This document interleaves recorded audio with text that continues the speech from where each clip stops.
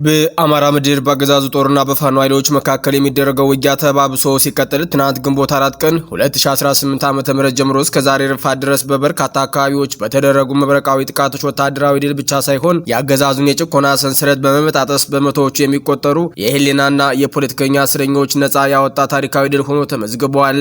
በተለይም በወሎ ቤት አማራ፣ በሸዋ ጠቅላይ ግዛትና በጎጃም ግንባሮች የተመዘገቡ ድሎች ፋኖ ከሽምቅ ውጊያ ወደ ከፍተኛ ወታደራዊ እዝና ኮር ደረጃ በመሸጋገር ስልታዊ የበላይነትን መጨበጡን ያበሰሩ ናቸው ተብለዋል። ለአብነት ያህልም በሸዋ መናገሻ ደብረ ብርሃን ከተማና በጎጃሟ ደብረ ማርቆስ በተደረጉ ውጊያዎች ፋኖ ድል ማስመዝገቡን አስታውቀዋል። አዳሩን የተሰሩ ልዩ ልዩ ኦፕሬሽኖችና የደፈጣ ጥቃቶች ከአራቱም ማዕዘናት ያሰባሰብናቸው መረጃዎች በቆይታችን በዝርዝር የምታደምጡት ይሆናል።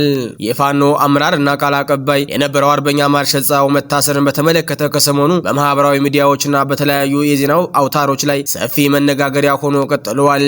በዚህ የመረጃ ጊዜያችን ማርሸት የታሰረው በምን ሁኔታ ነው? በውጊያ ላይ ወይስ በደህንነት ክትትል የሚለውን ጉዳይ ወደ እናንተ እናደርሳለን። በተጨማሪ መሳይ መኮንን አገኘሁት ያለውን መረጃ እውነታነት በሚመለከት የምንላችሁ ነገር ይኖራል። በሌላ በኩል በዛሬው ዕለት የምኒልክ ዕዝ ወግዲና ጎረንጂ ከተሞችን ሙሉ በሙሉ መቆጣጠሩን ሲያስታውቅ፣ በአንጻሩ አገዛዙ ደግሞ ከተማዋን በሮ መደብደቡ ታውቋል። በዚህ ውጊያ በወረዳው የነበረው ማረሚያ ቤት ተሰብሮ እስረኞች ሙሉ በሙሉ የተለቀቁ ሲሆን የብልጽግና ፓርቲ አመራርና ካቢኔ ወረዳውን ለቆ በመሸሽ ላይ መሆኑም ታውቋል። መረጃዎቹን በዝርዝር ታደምጣላችሁ። የአማራ የፖለቲካ እስረኞች ከቅሊንጦ ተለይተው ወደ ማይታወቅ ስፍራ መወሰዳቸው ሲነገር፣ በዚህም በህይወታቸው ላይ ከፍተኛ አደጋ መደቀኑም ተገልጿል። በማንነታቸው ምክንያት በብልጽግና አገዛዙ ወህኒ ቤቶች የሚገኙት የአማራ ፖለቲከኛ እስረኞች ለህይወታቸው በሚያሰጋ ሁኔታ ላይ እንደሚገኙና አገዛዙ እስረኞችን ለይቶ ወደ ማይታወቅ ስፍራ ማዛወሩ ተሰምቷል። በዝርዝር የምንመለከተው ሌላኛው መረጃችን ነው። ሰላም ጤና ይስጥልኝ የተከበራችሁ የሚዲያችን አድማጭ ተመልካቾቻችን፣ አብራችሁ ስትቆዩ እነዚህንና ሌሎቹን ዝርዝር መረጃዎችን በስፋት ታደምጣላችሁ። ቻናሉን ሰብስክራይብ፣ ላይክ፣ ሼር በማድረግ አብራችሁን ቆዩ። በአማራ ምድር በአገዛዙ ጦርና በፋኖ ኃይሎች መካከል የሚደረገው ውጊያ ተባብሶ ሲቀጥል ትናንት ግንቦት 4 ቀን 2018 ዓ.ም በበርካታ አካባቢዎች የተደረጉ ከባድ ትንቅንቆች በታሪክ ድርሳናት ውስጥ ያገዛዙ የመጨረሻው የውድቅት ምዕራፍ መጀመሪያ ሆኖ የሚመዘገብበት ታላቅ ዕለት ሆኗል። በአማራ ፋኖ ብሔራዊ ንቅናቄ ስር የሚንቀሳቀሱ ዞች በተለያዩ ግንባሮች የፈጸሙት የተቀናጀ ወታደራዊ ኦፕሬሽን 4 ኪሎ ላይ የተሰገሰገው የብልጽግና ስርዓት ምን ያህል ያረጀና የላላ መዋቅር ላይ እንደቆመና ለዓለም አቀፉ ማህበረሰብ እርቃኑን ያስቀረ ትልቅ ክስተት ሆኗል። ይህ መብረቃዊ እርምጃ ወታደራዊ ድል ብቻ ሳይሆን ያገዛዙ የጭቆና ሰንሰለት በመበጣጠስ በመቶዎቹ የሚቆጠሩ የህሊናና የፖለቲከኛ እስረኞች ነጻ ያወጣ ታሪካዊ የፍትህ መድረክ ሆኗል። በተለይም በወሎ ቤት አማራ፣ በሸዋ ጠቅላይ ግዛትና በጎጃም ግንባሮች የተመዘገቡ ድሎች ፋኖ ከሽምቅ ውጊያ ወደ ከፍተኛ ወታደራዊ እዝና ኮር ደረጃ በመሸጋገር ስልታዊ የበላይነት መጨበጡን ያበሰሩ ናቸው። በወሎ ቤት አማራ ምኒልክ ዕዝ ስር የሚገኘው የ105ኛ ኮር ከሌሎች አሃዶች ጋር በመሆን በወግዲና ጎረንጂ የፈጸመው ኦፕሬሽን ያገዛዙ መከላከያ ነኝ ባይ ሰራዊት ምን ያህል የሞራል ክስረት ውስጥ እንዳለ አረጋግጧል። 3 ሙሉ ሻለቆችን አይቀጡ ቅጣት በመቅጣት ብሬን መትረይሶች እና ዘመናዊ ትጥቆችን መማረክ የተቻለበት ይህ ውጊያ ያገዛዙን ካቢኔ ወረዳውን ጥሎ እንዲፈረጥጥ አድርጎታል። ሽንፈትን መቋቋም ያቃተውና የስነ ልቦና ቀውስ ውስጥ የገባው የፋሽስታዊ ስርዓት በንጹሃን ዜጎችና በመንግስት አገልግሎት ሰጪ ተቋማት ላይ የድሮን ጥቃት መፈጸሙ የመጨረሻው የተስፋ መቁረጥ ምልክትና የመንግስታዊ ሽብርተኝነት መገለጫ ነው። የህዝብ ንብረት ማውደም ያገዛዙ መለያ ቢሆንም የፋኖ ግስጋሴ ግን በድሮን ጥይት ሊገታ የማይችል የህዝብ ማዕበል መሆኑን ዘረፈጆቹ ሊረዱት ይገባል። በሸዋና በጎጃም ግንባሮች የታየው ድልን በተመሳሳይ መልኩ ያገዛዙን መቃብር እየቆፈረ ይገኛል። የሸዋ ጠቅላይ ግዛት አሳምነው ዕዝ በደብረ ብርሃን ዙሪያና በመንዝ የፈጸመው ጥቃት ጠላት በሰላማዊ ህዝብ ላይ የሚፈጽመውን ዘረፋና ገፍ ለመመከት የሚያስችል አሻራ ጥለዋል። በተለይም በጎጃም ግንባር የቴዎድሮስ ዕዝ ያዘና ከተማን ሙሉ በሙሉ ተቆጣጥሮ የጭቆናው መሳሪያ የሆኑትን የከተማዋን አመራሮች መደምሰሱንና የሞት ፍርድ ተፈርዶባቸው በጨለማ ቤት የነበሩ የህሊና እስረኞችን ማስለቀቁ ትግሉ ምን ያህል ለሰብአዊነት ለፍትህ የቆመ መሆኑን ያረጋግጣል። አገዛዙ የፖለቲካ እስረኞችን እንደታጋች በሚጠቀምበት በዚያ አሳፋሪ ታሪክ ምዕራፍ ፋኖ የእስር ቤቶችን በር እየሰበረ የነጻነትን ብርሃን ማምጣቱ የሞራል የበላይነት የተቀዳጀ መሆኑን ያሳያል። እነዚህ የተቀናጁ በእውቀት የተመሩ ወታደራዊ እርምጃዎች የሚያስተላልፉት መልእክት ግልጽ ነው። የ4 ኪሎ አምባገነን ስርዓት የስልጣን እድሜው እያበቃ መሆኑንና ፋኖ የአገሪቱን የወደፊት ዕጣ ፈንታ ለመወሰን የሚያስችል ወታደራዊና ፖለቲካዊ ብስለት ላይ መድረሱ ተረጋግጧል። የአገዛዙ ሰራዊት በመንዝ ላሉ ወረዳ በምስኪኖች ድሆችና በወጣቶች ላይ የሚፈጽመው ዝርፊያ ስርዓቱ ከመንግስታዊነት ወርዶ ወደ ተራ ወንበዴነት መቀየሩን ያሳያል። ስለሆነም መላው የአማራ ህዝብ የነጻነት ኃይሎች እንዲያሉ መብረቃዊ ድሎችን በማቀናጀትና የውስጥ አንድነት በማጠናከር የጭቆናውን የማዕከል ወደ ሆነው 4 ኪሎ የሚደረገውን ጉዞ ማፋጠን ይኖርባቸዋል ሲል ጋዜጠኛ አዲሱ ደረበ መረጃውን አጠናክሮ ልኳል።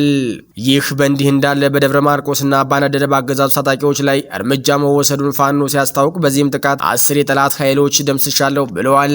በአማራ ፋኖ ብሔራዊ ንቅናቄ ቴዎድሮስ ስር የሚንቀሳቀሰው የ206ኛ ኮር አዳይ ቡድን በደብረ ማርቆስ ከተማና ባነደደ ወረዳው በወሰደው የተቀናጀ መብረቃዊ ጥቃት በአገዛዙ ታጣቂዎች ላይ ከፍተኛ ጉዳት ማድረሱን አስታውቋል። እንደ ኮሩ የህዝብ ግንኙነት መረጃ ትናንት ግንቦት 4 ቀን 2018 ዓ.ም ከሌሊቱ 7:45 ላይ በደብረ ማርቆስ ከተማ ቀበሌ 2 ድልድይ አካባቢ ልዩ የቦምብ ጥቃት ተፈጽሟል። እርምጃው የተወሰደው ከስላሴ ካምፕ ወደ ከተማ 11 የአድማ ብተና አባላትን ጭና ስትንቀሳቀስ በነበረች የፖሊስ ፓትሮል መኪና ላይ ሲሆንም በጥቃቱ 7 የአድማ ብተና አባላት ወዲያውኑ ሲደመሰሱ 3ቱ ደግሞ ከባድ ቁስለኛ ሆነዋል ተብሏል። በተመሳሳይ ዜና ትናንት ምሽት 2 ሰዓት አካባቢ ባነደደ ወረዳ ንፋሳም ቀበሌ መብራት ስቴሽን አካባቢ 206ኛ ኮር አዳይ ቡድን በፈጸመው ድንገተኛ ጥቃት 3 የሚሊሻ አባላት ተገድለዋል። ከተገደሉት ሚሊሻዎች መካከልም እርጋታው ትርፌ፣ ዋለ ከበደና መላኩ አዘነ መሆናቸው የተረጋገጠ ሲሆን ሌሎች 4 የሚሊሻ አባላት ደግሞ ከባድ ቁስለኛ ሆነዋል። ይህ የአማራ ፋኖ ብሔራዊ ንቅናቄ ቴዎድሮስ የወሰደው እርምጃ ያገዛዙ የጸጥታ መዋቅር በከተማም ሆነ በገጠር የማላላት ስራ አካል መሆኑ ተገልጿል። በሌላ በኩል ምኒልክ ወግዲና ጎረንጅ ከተሞችን ሙሉ በሙሉ መቆጣጠሩን ሲያስታውቅ በአንጻሩ ያገዛዙ ደግሞ ከተማዋን በድሮን መደብደቡ ታውቋል። አማራ ፋኖ ወሎ ቤት አማራ ምኒልክ ስር የሚገኙ የ105ኛ ኮር 45ኛ ክፍለ ጦርና የ29ኛ ክፍለ ጦር ሻለቆች በጋራ በመሆን ባከናወኑ የተቀናጀ ወታደራዊ ኦፕሬሽን ወግዲና ጎረንጅን ከተሞች ባገዛዙ ኃይሎች ነጻ ማውጣታቸውን ተሰምተዋል። ዛሬ ማለዳ ከ12 ሰዓት ጀምሮ በተከፈተ መጠነ ሰፊ ማጥቃት ከ3 ያገዛዙ ሻለቃዎች ላይ በአንድ ጊዜ እርምጃ የተወሰደ ሲሆን የብልጽግና ጦር ከፍተኛ ሰብአዊና ቁሳዊ ኪሳራ እንደደረሰበትም ተረጋግጧል። ፋኖ በወሰደው በዚህ ድንገተኛ ጥቃት በርካታ የጦር መሳሪያዎች መማረክ የቻለ ሲሆን ከነዚህም መካከል 2 ብሬን መትረየሶች፣ 33 የክላሽንኮቭ ጠመንጃዎች፣ በርካታ ቁጥር ያላቸው ጥይቶችና ተተኳሾች ይገኙበታል። ኦፕሬሽኑን ተከትሎ በወረዳው የነበረው ማረሚያ ቤት እስረኞች ሙሉ በሙሉ የተለቀቁ ሲሆን የብልጽግና ፓርቲ አመራር ካቢኔ ወረዳውን ለቆም በመሸሽ ላይ መሆኑ ታውቋል። በምድር ጦር ከፍተኛ ሽንፈት የተበሳጨው አገዛዙ የአየር ኃይል ድሮኖችን በመጠቀም በከተማይቱ ላይ ድብደባ አካሂዶ በዚህም የድሮን ጥቃት የወረዳው አስተዳደር ህንጻና የፖሊስ ጣቢያ የወደመ ሲሆን ከ10 በላይ ተሽከርካሪዎች መቃጠላቸውንና በርካታ የህዝብ እና የመንግስት ንብረቶች መውደማቸው ተረጋግጧል። ይህ ድል የአማራ ፋኖ በወሎ ግንባር ያለውን የማጥቃት አቅም ከፍ ማድረጉን የሚያሳይ ሲሆን ኦፕሬሽኑ ወደ ሌሎች አካባቢዎች በማስፋፋት ላይ መሆናቸው ተገልጸዋል። በሌላኛው መረጃችን የፋኖ አመራርና ቃል አቀባይ የነበረው አርበኛ ማርሸት ፀሐዩ መታሰርን በተመለከተ በአሁኑ ወቅት ማለትም እስከ ግንቦት 5 ቀን 2018 ዓ.ም ድረስ በማህበራዊ ሚዲያና በተለያዩ የዜና አውታሮች ላይ ሰፊ መነጋገሪያ ሆኖ ቀጥሏል። ባለፉት ጥቂት ቀናት አርበኛ ማርሸት ፀሐዩ በቁጥጥር ስር መዋሉን የሚገልጹ መረጃዎችን በስፋት እየተሰራጩ ይገኛሉ። ምንም እንኳን በጉዳዩ ዙሪያ የአማራ ፋኖ ብሔራዊ ንቅናቄ በይፋ የሰጠው መግለጫ ባይኖርም ለፋኖ ትግል ቅርበት ያላቸው የቪዲዮ እናም የዜና መድረኮች ማለትም እንደ አንከር ሚዲያና ፍሬ ፕሬስ ጨምሮ አመራሩን መያዙን እየገለጹ ይገኛሉ።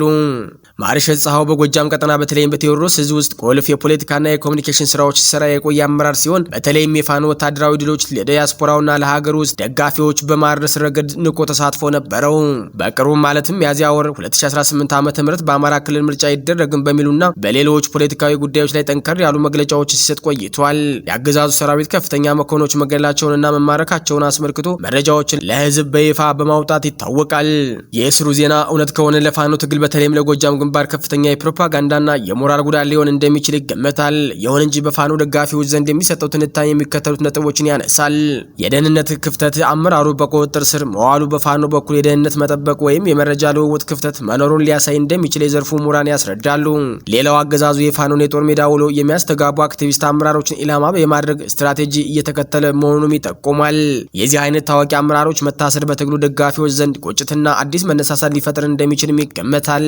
አሁንም ቢሆን ማርሸት የታሰረው በምን ሁኔታ ነው፣ በውጊያ ላይ ወይስ በደህንነት ክትትል የሚለው ላይ ግልጽ መረጃ የለም። አንዳንድ ወገኖች ግንኙነቱ መቋረጡን ብቻ ሲገልጹ፣ ሌሎች ደግሞ ተላልፎ ተሰጥቷል የሚሉ ያልተረጋገጡ ግምቶችን ያሰራጫሉ። በአጠቃላይ አርበኛ ማርሸት ፀሐዩ በቅርብ ቀናት ውስጥ መታሰሩን የሚጠቁሙ መረጃዎች ሚዛን እየደፉ ሲሆን ይህ መረጃ በትግሉ እንቅስቃሴ ላይ የሚኖረው ተጽዕኖ በቀጣይ ቀናት ከሚወጡ ዝርዝር መረጃዎችና ከፋኖ አመራሮች ምላሽ በኋላም ይበልጥ ግልጽ ይሆናል ተብሎ ይጠበቃል። በሌላ በኩል የአማራ የፖለቲካ እስረኞች ከቂሊንጦ ተለይተው ወደ ማይታወቅ ስፍራ መወሰድ መወሰዳቸው ሲነገር በዚህም በህይወታቸው ላይ ከፍተኛ አደጋ መደቀኑ ተገልጸዋል። በማንነታቸው ምክንያት በብልጽግና አገዛዙ ወህኒ ቤቶች የሚገኙ የአማራ የፖለቲካ እስረኞች ለህይወታቸው በሚያሰጋ ሁኔታ ላይ እንደሚገኙና አገዛዙ እስረኞችን ለይቶ ወደማይታወቅ ስፍራ ማዛወሩ ተሰምተዋል። ቤተሰቦቻቸውና የህግ አማካሪዎቻቸው እንደገለጹት አገዛዙ ትናንት ግንቦት 4 ቀን 2018 ዓ.ም ከ50 የሚበልጡ የአማራ ተወላጅ የፖለቲካ እስረኞች ከቅሊንጦ ማረሚያ ቤት ነጥሎ የወሰደ ሲሆን ይህ እርምጃ የተወሰደውን ከሌሎች እስረኞች በመነጠር ከፍተኛ ጥቃት ለማድረስ እንዲያመቸው መሆኑ ተጠቁሟል። ከቅሊንጦ ተለይተው ወደማይታወቅ ስፍራ ከተወሰዱት መካከል ታዋቂው የህዝብ ተመራጭ የሆኑት አቶ ዮሐንስ ቦያለው፣ ካሳ ተሻገር እና አቶ ክርስቲያን ታደለ ይገኙበታል። በተጨማሪም ጋዜጠኛ ጎበዜ ሲሳይ፣ አባይ ዘውዱ፣ ዳዊት በጋሻው፣ ቴዎድሮስ ንብረት እንዲሁም ምሁራኑ ዶክተር ወንደሰን አሰፋ፣ ዶክተር ቴዎድሮስ ኃይለማርያም፣ ዶክተር ሲሳይ አውግቸውና ዶክተር ጫኔ ከበደ በዝርዝሩ ውስጥ መካተታቸው ታውቋል። ስርዓቱ ይህንን እያደረገ ያለው ከዚህ ቀደም በድብቅ ሲያከናውኑ የነበረውን አካላዊና ስነልቦናዊ ስቃይ በይፋ ለመቀጠል አሊያም በህይወታቸው ላይ ነጻ እርምጃ ለመውሰድ እንዲመቸው ታስቦ ሊሆን ይችላል የሚል ስጋት በቤተሰቦች ዘንድ ተገልጿል።